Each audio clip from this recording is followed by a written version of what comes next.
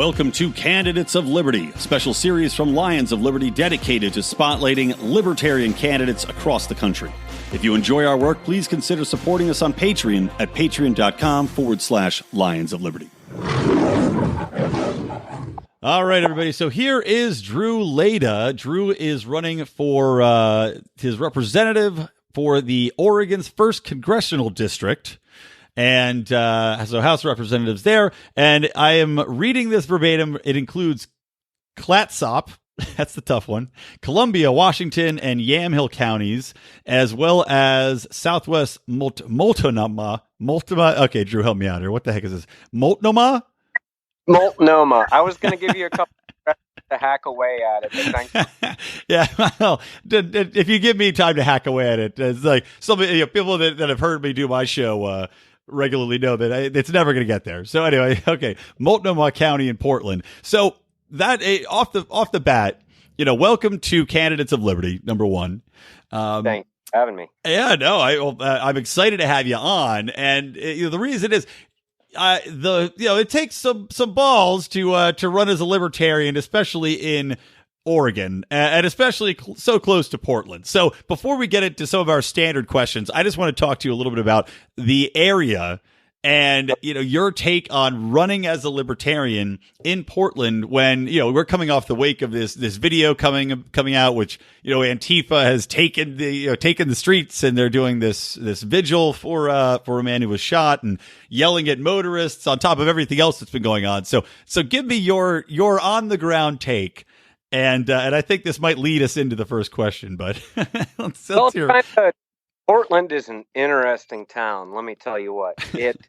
To all my ways of looking at it, now bearing in mind I live out here, is that it is an area that is an extremely libertarian, but they've got a liberal identity crisis.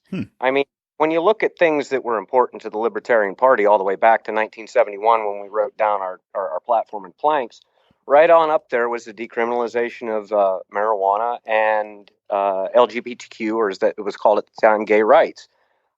This area is quite nearly one of the epicenters in the country for the legalization of marijuana, for gay rights, and a lot of other things that people would associate maybe more with liberal ideas because they're much better at taking our ideas than we are at taking them.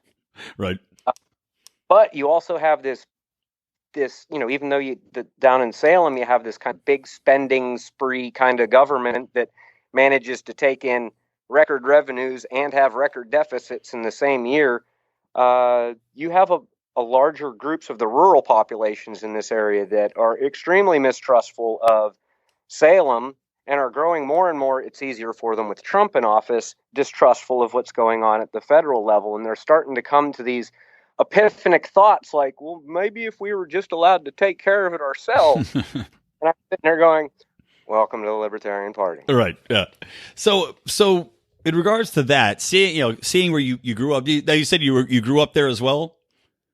No, I grew up in the opposite situation. During my early childhood, after we moved from Colorado to northeastern Ohio, which Youngstown, Ohio, was notoriously known as once having a higher per capita crime-related murder rate than Detroit. Wow. And Watts in L.A. Oh, yeah, combined. Extremely rough town. Our congressman, Jim Trafficant, was an openly corrupt, openly mob-owned congressman. And while I was growing up there, I spent time in a place called the Ohio Veterans Children's Home, which is a fancy word for state-run orphanage. Oh, wow. Okay. Unlike most of our listeners, I actually know what it's like to be property of the state. And let me tell you, if they're capable of doing some of the things that they did to kids they were kept in charge of, they're capable of following any order. Oh, without a doubt. I mean, it's, my own life, I work with an organization called CASA. I'm not sure if you're familiar with them or not, but they work with children in foster care. And yeah, I mean, some of the horror stories you hear from people in the system, and just the disregard for what you want personally. Even though you're a child, like you said, you are a ward of the state, you are their property, and they ignore your wishes. They ignore what you might want as far as personal preference for where you want to live, who you want to live with. And, it's almost just, you're a cog in the system. So I'm sorry for the experience you had there, but at least, you managed to come out stronger because of it. Well, I should say, not that I'd wish that on anybody, not that I'm like, let's let everybody go in the system, like the Israeli military, right? Everybody gets a turn in the system to come out stronger, not anything like that. But I would have to say that the orphanage is where I cut my teeth, and don't tell me the bleep what to do. Yeah. Which, that mid-90s angsty anarchist thing that just really wasn't really about rights or liberties. It was just about don't tell me what to do. That's probably the predecessor that I moved forward through, then growing to appreciate my own rights and then kind of really getting to the point. I grew up really small and for some reason still with a big mouth, so I got beat up on a lot. Now I feel like I have to ask, are you larger now? I don't know. 6 foot nothing, 150 pounds of farmer. Man, so 6 foot's pretty tall. You're taller than average.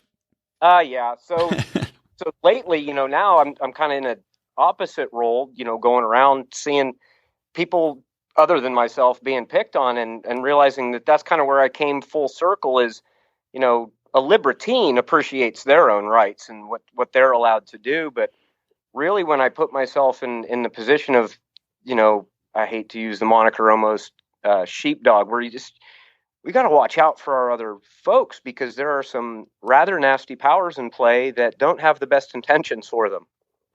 Mm-hmm. Well, so tell me a little bit more about your growth.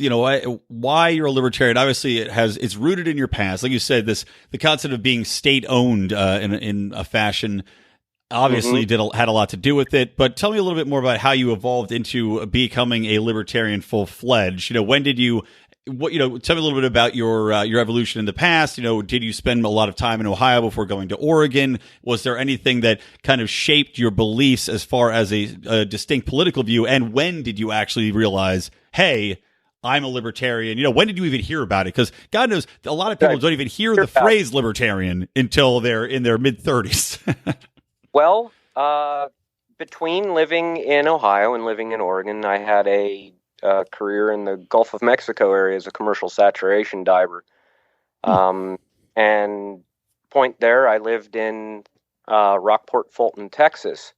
And my congressman at the time, Ron Paul. All right. It's not libertarian, or he just kept driving this word, and I was like, he's not saying his own party. He's saying this word that sounds like 15th, 16th century French word that has liberty in it. And just kind of hearing about how he was able to come on, the first time we saw him on forum debate with the other candidates, and despite the news media trying to, do their best to downplay it, he ragdolled them. He ragdolled them with their spending policy. They're creating money out of thin air. The way he talked about the anti-war efforts. And I was like, whoa, this is not your standard fair Republican hawk stuff. And I started looking in on, his earlier campaigns and stuff like that. And come to find out he was a Libertarian Party presidential nominee, I think 84. I think it was against Reagan. And just, I watched one of those old videos, and man, you take away some wrinkles and some rasp in the voice, it's the same freaking message. Yeah. And to me, in political parlance, being consistent, being ideologically consistent, was even if I disagreed with the person, it was a good mark on their character, because at least they're not some yes man. Even from a young age, we all knew what lobbyists were, and the idea that our representatives can be bribed and stuff like that. But it was, Ron Paul, the kind of led me back to his party, because this was right after his first go round. Then 9/11 happened.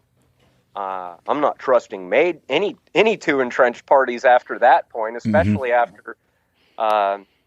Uncle Ron showed me how to make such a wonderful tinfoil tri-tip, and plus, I've never felt at home in either of the two major political parties. And then I know for libertarians, this has got to be done to death. But, the Democratic Party was just way too interested in what I had going on in my wallet.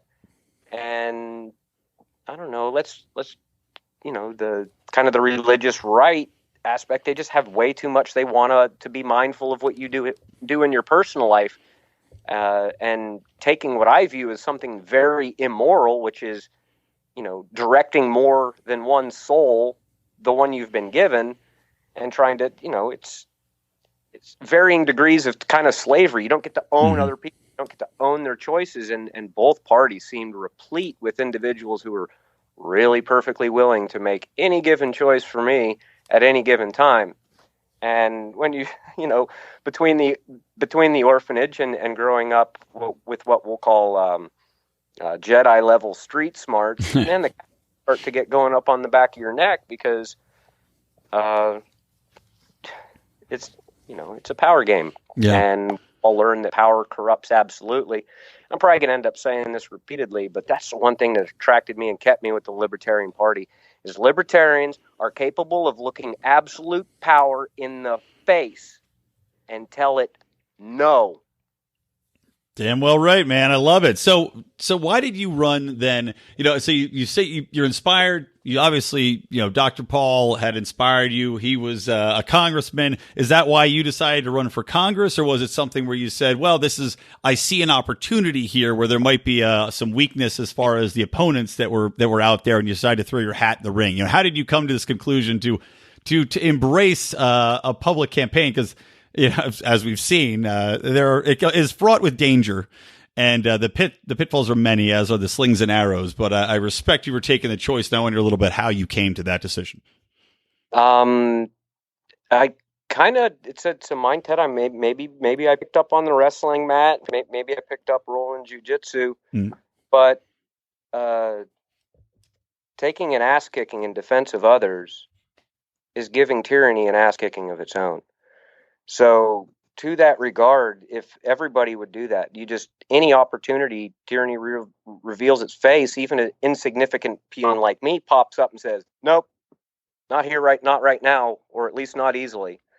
I don't know. I always think of that movie Ants, where that one part movie. I've not heard anybody reference the movie Ants yet in one of these interviews. I like this. I'm curious to see where this is going. Let's go. All these, weak and, semi-powerless ants realize, wait a minute, 1, 2, 3, 4, 5, 1 million and 7 grasshoppers. Yeah. Oh boy. Well, it is without a doubt shocking the amount of power people seem to be content to cede to very few individuals, be that in government or be that in industry that is working in conjunction with governments. We see crony capitalism is playing out all over the world consistently. But yeah, it is a powerful concept. And is that something that you're using in your messaging to try to reach people and convey to them, look, this is, we need to take back our best interests, and that means individual liberty?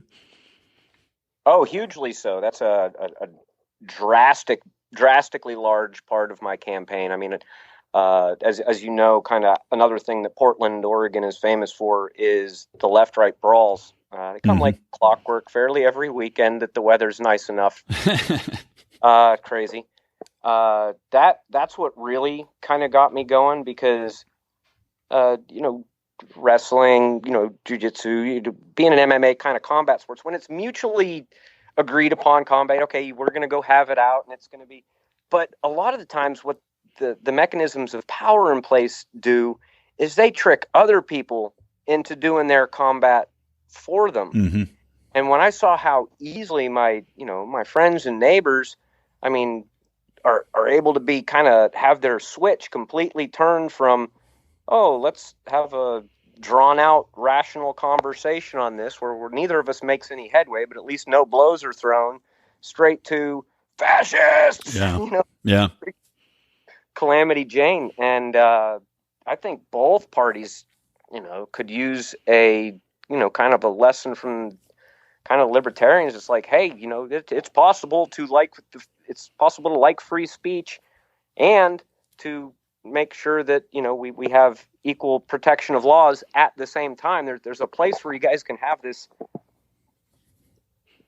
all of your opinions and enjoy them in the order that you like, without forcing them on other people.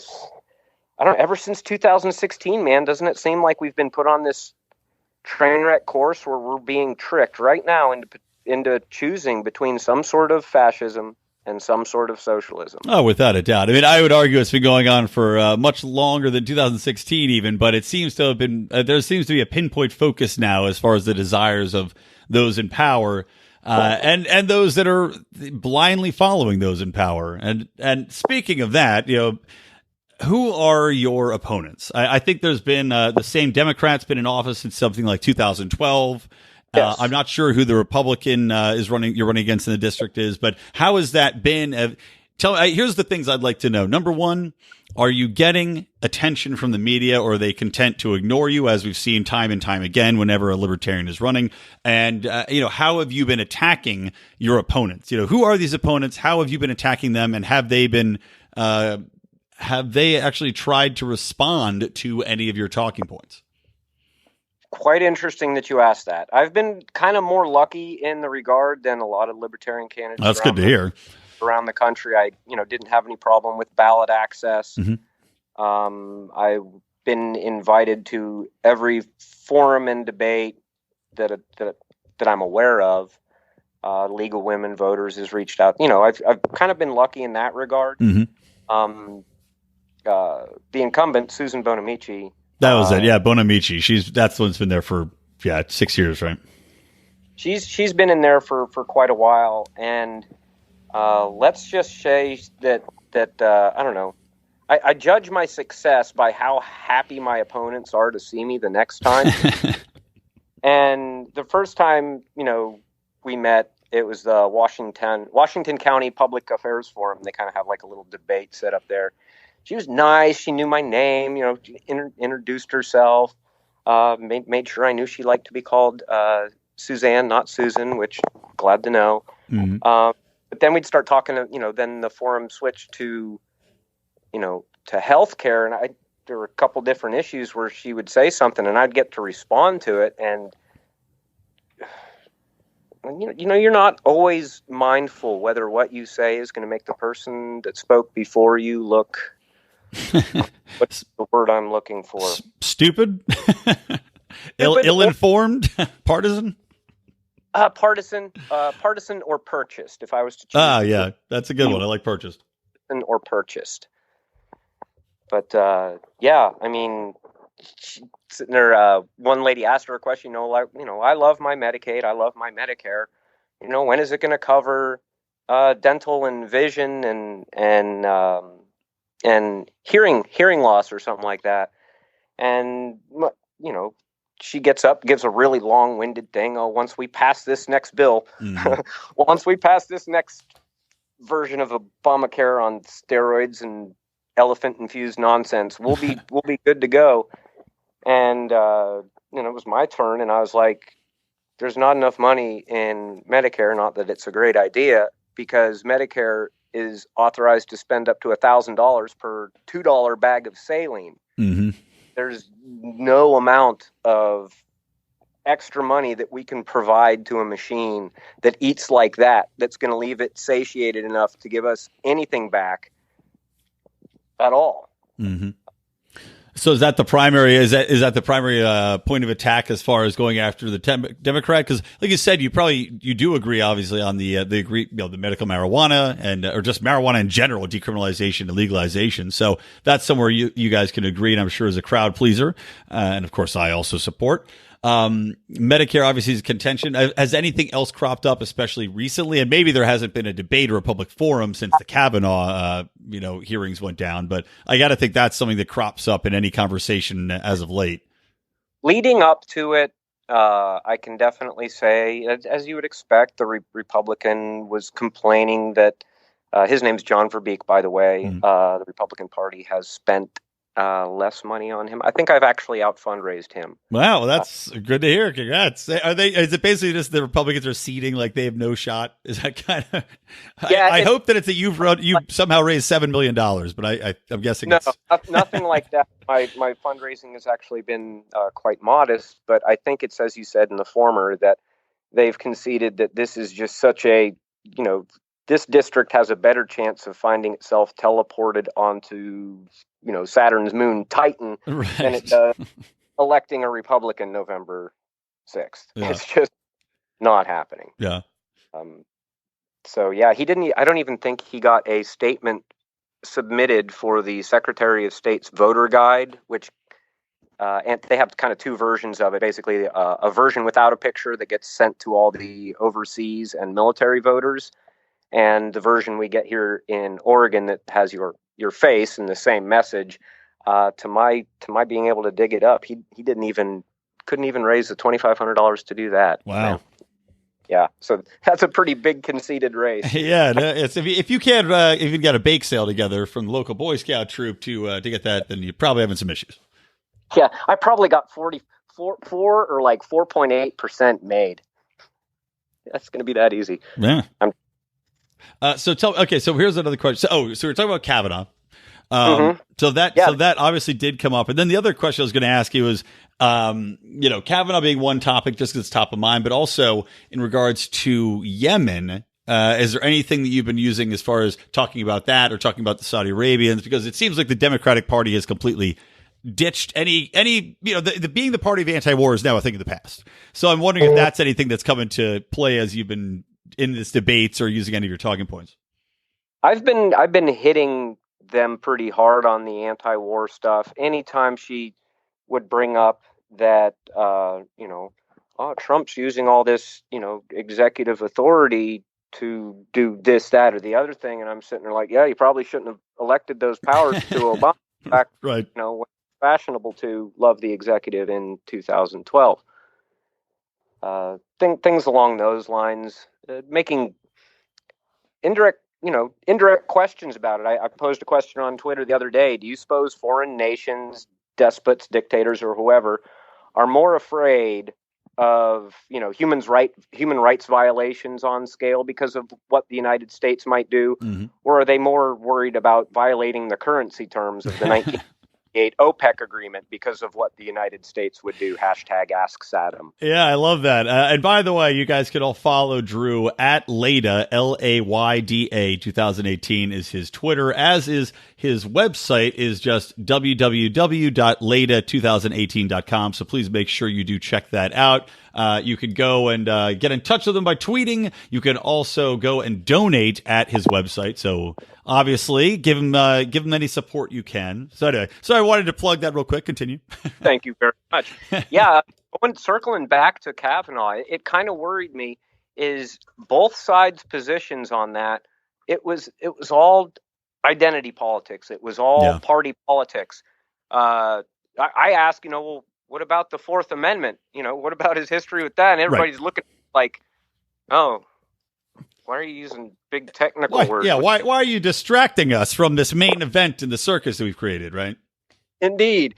Why are you doing things other than calling, your polar opposite names? Right. I'm like, libertarian have polar opposite other than just authority. But so I presume that fell on deaf ears for the most part. Yeah, crickets. Yeah.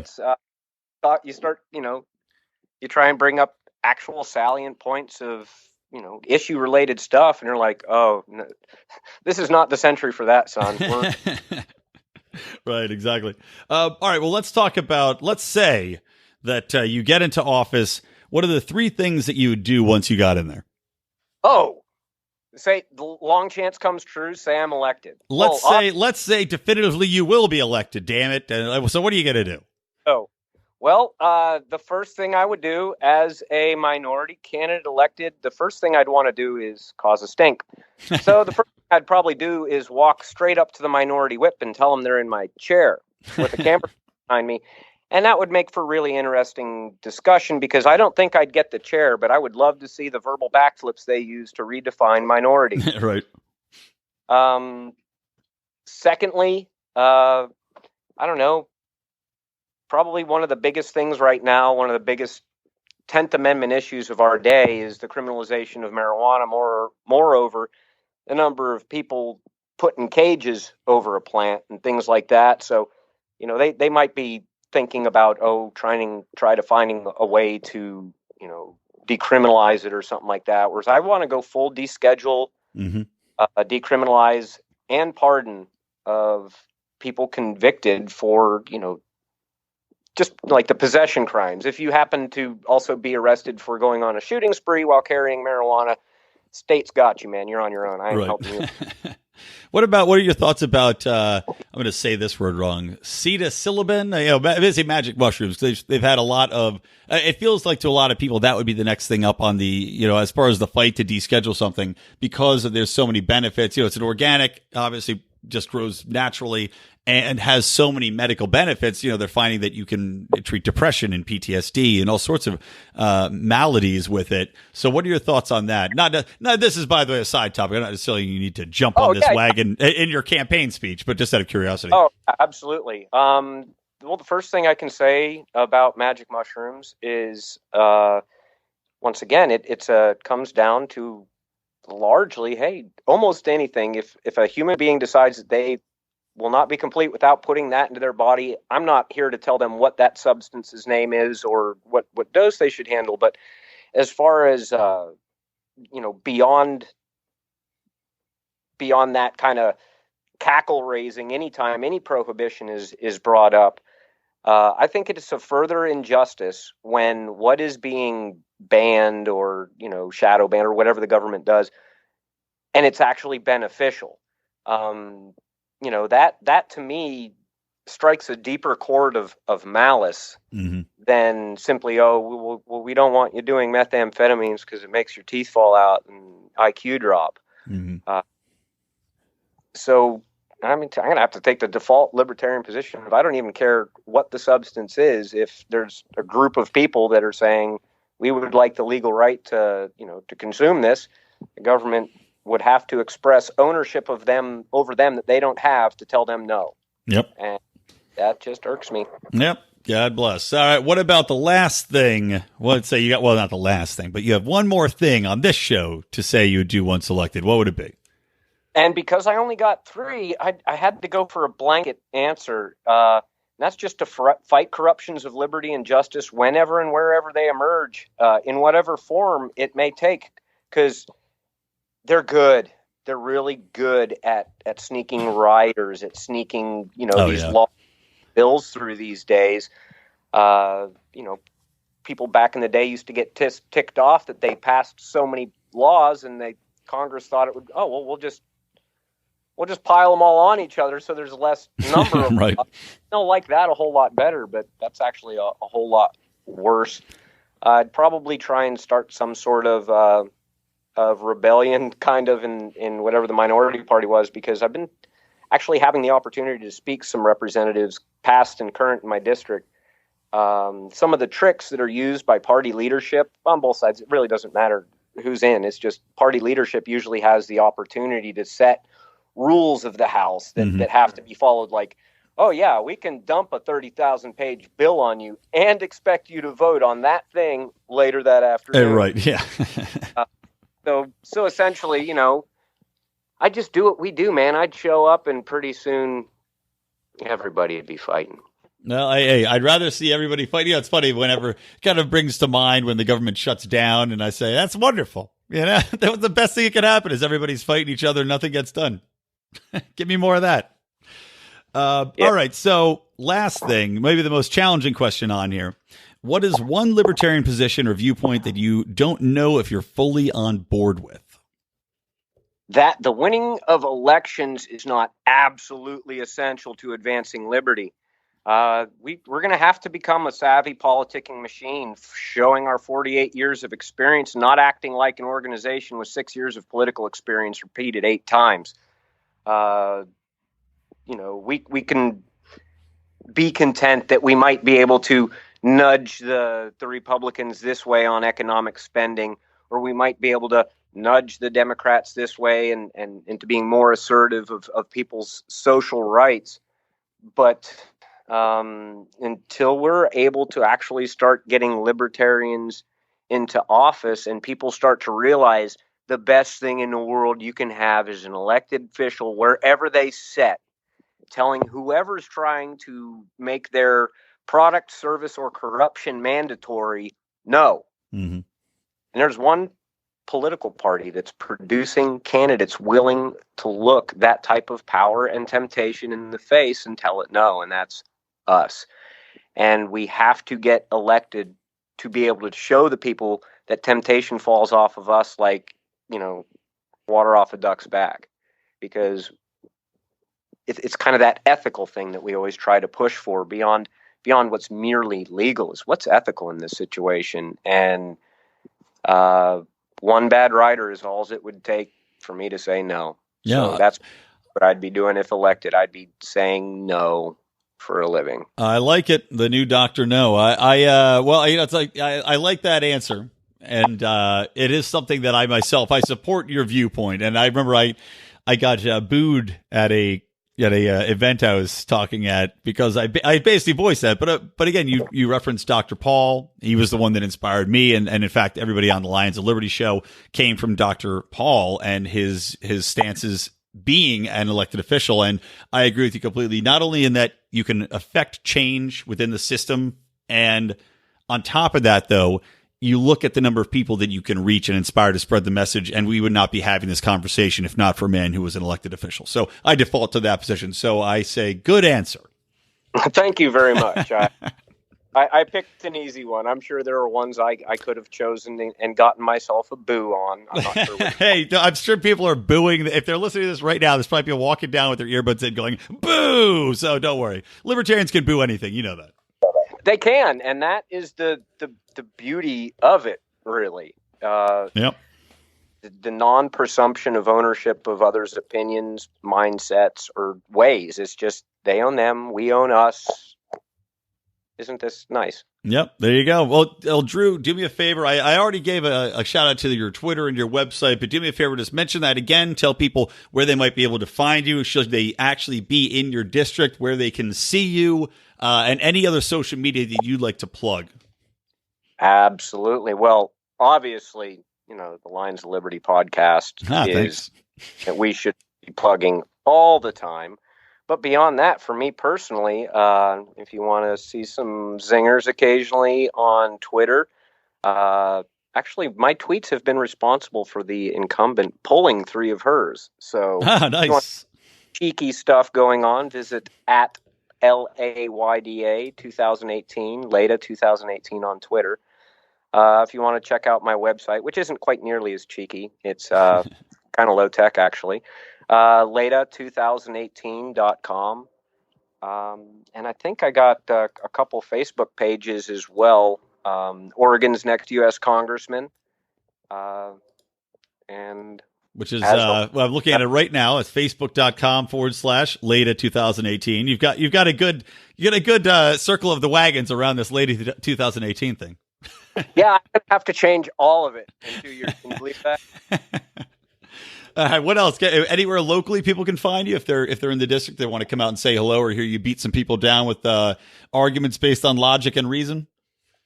Well, absolutely. Well, first off, every Monday they can come to the Libertarian Party of Oregon's board meeting. I'm also a board member of the Libertarian Party of Oregon.